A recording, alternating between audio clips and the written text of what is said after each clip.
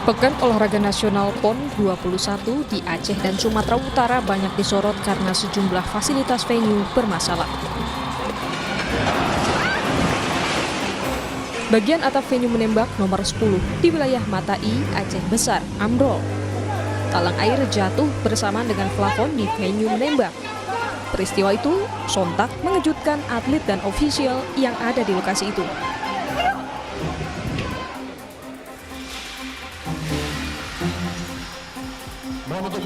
Kerusakan juga melanda venue basket. Jendela kaca di venue basket 3x3 jebol dan menimpa sejumlah penonton yang tengah menyaksikan pertandingan. Pertandingan sempat dihentikan. Para penonton juga diimbau untuk berpindah tempat.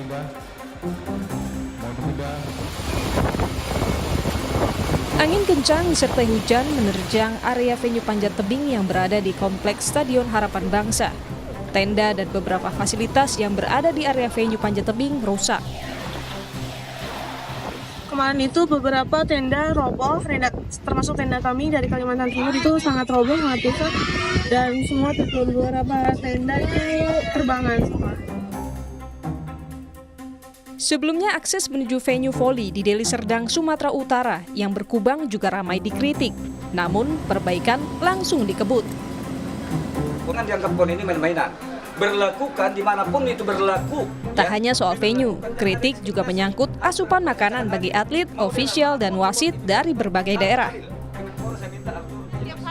Pejabat Gubernur Sumatera Utara Agus Fatoni tak menyangkal segala kekurangan yang terjadi. Namun Pemprov Sumatera Utara beserta panitia berupaya mengatasi beragam kekurangan dalam pelaksanaan PON. Nah, berbagai kekurangan, berbagai keterbatasan yang ada terus kita benahi. Manakala ditemukan kekurangan kita langsung perbaiki, kita bergerak cepat. Ada kebocoran kita segera tutup sehingga pertandingan bisa dilanjutkan karena faktor alam. Kemarin ada badai tentu juga di luar harapan kita, juga kita segera atasi. Ada keterlambatan, mungkin keterlambatan makanan, ada faktor kendaraan rusak, ada faktor cuaca dan lain-lain. Ini menjadi evaluasi kita semua untuk terus kita perbaiki. Berbagai keluhan menimbulkan kecurigaan penyelewengan dana PON. Satgas Pelaksana PON yang menggandeng Kejaksaan Agung dan Polri akan mengusut jika ada bukti penyelewengan itu. Polri tentunya akan menunggu kalau memang ada fakta dan bukti bahwa terjadi penyelewengan dana PON. Kami akan mempersiapkan penyidik-penyidik kami untuk melaksanakan penyelidikan dan penyidikan.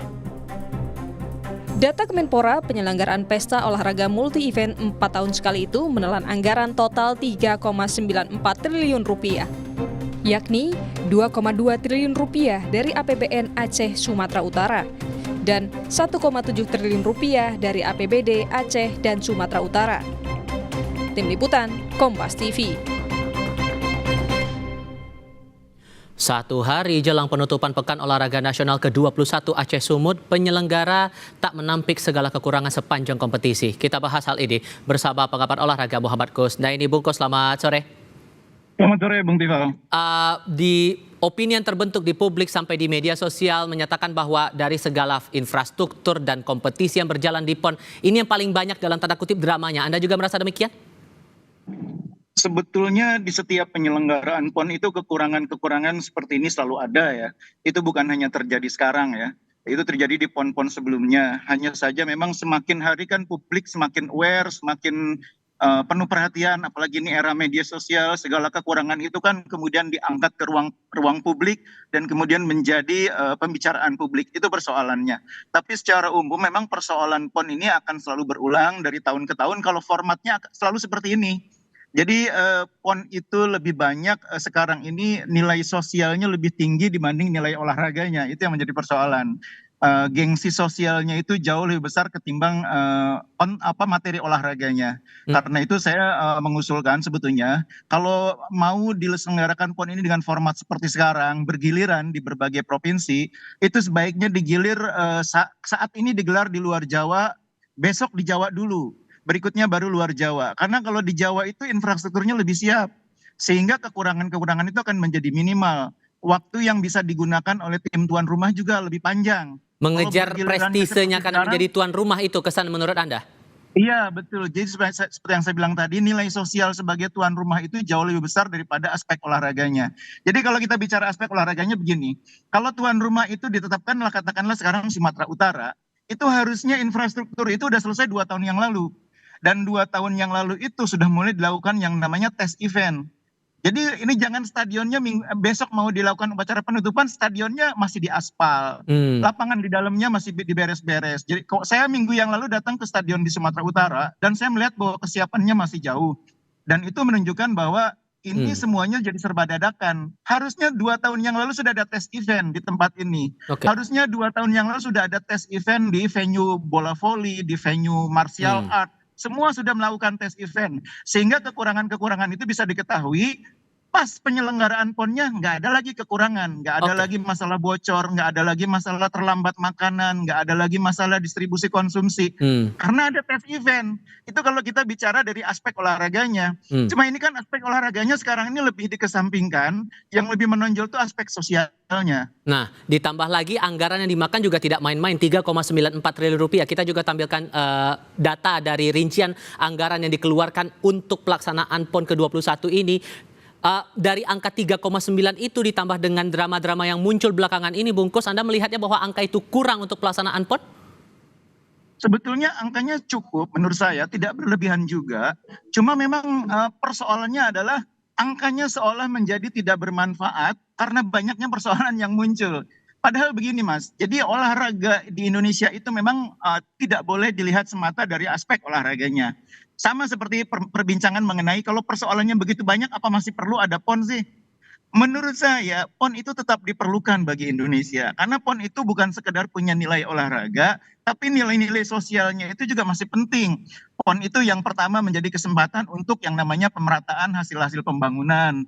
Daerah yang selama ini infrastruktur olahraganya terbatas punya kesempatan untuk mengejar ketertinggalan. Yang kedua, PON itu merupakan alat untuk menciptakan persatuan dan kesatuan. Orang-orang dari Papua bisa datang ke Sumatera, bisa melihat bagian Indonesia yang lain, begitu pula sebaliknya. Dan yang ketiga, melalui PON itu diharapkan terjadi percepatan pembangunan, percepatan distribusi sosial gitu ya. Nah itu sebetulnya nilai-nilai yang kita dapatkan dari PON yang sebetulnya masih cukup besar nilainya. Sehingga angka 3,9 sebetulnya nggak terlalu luar biasa, asal pemanfaatannya tepat. Nah ini kan 3,9 dengan fasilitas bangunan yang bocor di sana sini, depan stadion masih berantakan kayak gitu. Orang kan jadi mikir, ini 3,9 tuh larinya kemana? Kan padahal 3,9 itu sebetulnya bukan angka yang terlalu besar kalau untuk ukuran sebuah multi event. Ditambah cuma lagi karena polanya tidak bagus, jadi muncul masalah. Nah, ditambah lagi pelaksanaan pertandingan ini berjalan di tengah-tengah proses penggarapan infrastruktur itu tadi. Anda menangkap bahwa pelaksanaan PON tahun ini terkesan dipaksakan? Bukan dipaksakan, tapi pola pikirnya yang salah. Jadi seperti yang saya bilang tadi, PON itu harusnya diselenggarakan bergantian. Jangan terus-menerus di tempat lain di luar Pulau Jawa. Karena yang siap itu Pulau Jawa. Yang siap itu Jawa Barat, Jawa Timur, Jawa Tengah, DIY, DKI Jakarta. Jadi kalau sekarang di Sumatera Utara Aceh, jangan langsung ke NTT NTB sebetulnya, ke Jawa dulu. Nah berikutnya baru NTT dan NTB. Jadi ketika diselenggarakan di Jawa, tuan rumah berikutnya tuh udah mempersiapkan diri semuanya. Itu yang tadi saya bilang perlu ada tes event 2 tahun sebelum eventnya digelar. Jadi kalau PON 2024, 2022 itu Sumatera Utara udah selesai pembangunan infrastrukturnya, Aceh juga. Lalu diadakan tes event. Venue basket masalahnya apa? Bocor, perbaiki. Venue volley masalahnya apa? Bocor, perbaiki. Venue sepak bola masalahnya apa? Lapangan rumputnya nggak memenuhi syarat, ganti rumputnya. Lalu masalah distribusi konsumsi gimana? Masalah transportasi gimana? Itu melalui tes event akan ketahuan kekurangan-kekurangannya. Sehingga ketika PON-nya digelar, nggak ada lagi kekurangan. Ini kan belum ada tes event, tahu-tahu digelar PON. Gak cuman masalah infrastrukturnya, tapi saat pertandingan pun juga muncul drama. Kita ingat betul saat pertandingan cabang olahraga sepak bola waktu itu ada atlet memukul wasit di situ. Kan harapannya dalam PON ini kita bisa menumbuhkan yang namanya bibit-bibit olahraga dari kancah nasional dulu untuk bisa kita tingkatkan ke level internasional. Kalau ada drama semacam ini, kita masih bisa berharap atau tidak menurut Anda? Nah, itu yang saya bilang, PON itu harus dikembalikan. Jangan nilai sosialnya itu melebihi nilai olahraganya. Jadi PON itu bukan kesempatan untuk daerah pamer hasil-hasil pembinaan, bukan hasil pembinaan, pamer kemampuan untuk meraih medali sebanyak-banyaknya, bukan itu. Jadi yang ditonjolkan itu daerah menonjolkan hasil pembinaannya. Sehingga kalau yang ditonjolkan hasil pembinaannya, apapun hasilnya itu merupakan realita yang terjadi sesudah daerah melakukan pembinaan, hasilnya terukur di PON. Ini kan daerah ketika menjelang PON ini justru berlomba-lomba cari atlet, berlomba-lomba untuk istilahnya membajak atlet yang kira-kira bisa menyumbang medali. Ketika hasilnya atau ekspektasinya terlalu tinggi dan tidak sesuai dengan hasil, maka kekecewaan yang muncul. Kekecewaan itulah yang kemudian banyak menciptakan kegaduhan-kegaduhan. Nah, sekarang kita harus mengembalikan PON itu. Ego itu tadi yang harus dikendalikan ya Mas ya? Jangan melebihi nilai olahraganya. Oke. Bung Kusnaini, terima kasih banyak sudah berbagi perspektif bersama kami. Hati-hati di jalan ya Mas. Selamat sore. Siap, terima kasih.